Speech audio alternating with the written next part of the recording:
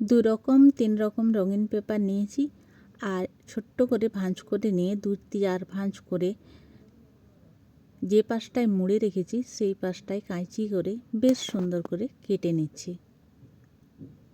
ছোট ছোট করে কাট লাগাচ্ছি।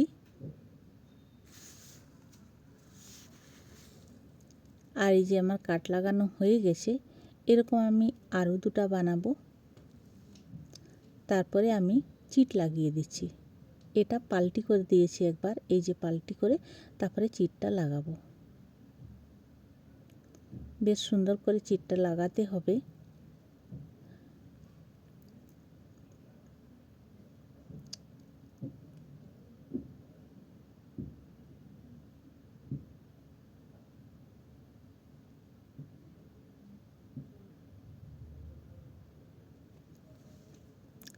সবুজ রঙের একটা পেপার নিয়ে দু ভাঁজ করে এটা পাতা বানাবো। তো পাতার ডিজাইনে একটু কেটে নিচ্ছি কাগজটি। এই দেখো পাতা হয়ে গেছে।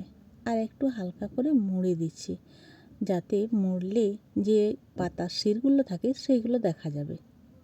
কাঁচি করে একটু সাইডটি নুয়ে দিচ্ছি, তাহলে পাতার রকম বেশ সুন্দর লাগবে দেখতে। আর এটা কাগজের বানিয়েছি, যেটা ডালটা। এইবারে যেটা মুড়ে রেখেছি তার উপরে একটু চিট লাগিয়ে এই কাগজের যেটা ডাল বানিয়েছি সেটার উপরে ধীরে ধীরে ধীরে করে মুড়ে দেব। মুড়তে মুড়তে নিচের দিকে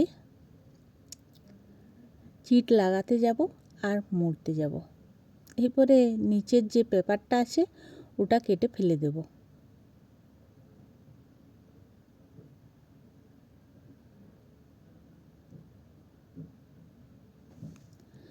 অনেকগুলো পেপারের যেটা মুড়েছিলাম সেগুলো অনেকগুলো করে 4-5টা করে কেটে নিচ্ছি ছোট ছোট করে।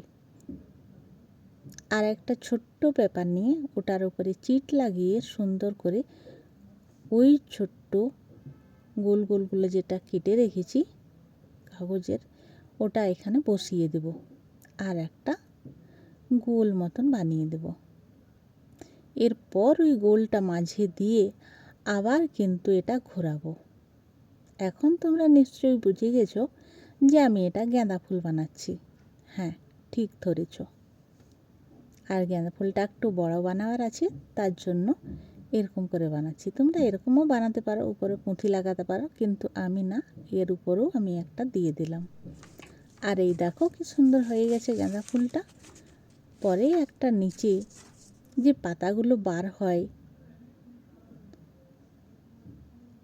বকটার সামনে, সেইখানটায় একটা আমাদের যে ফুলটাকে ধরে রাখে সেই জিনিসটা বানাচ্ছি।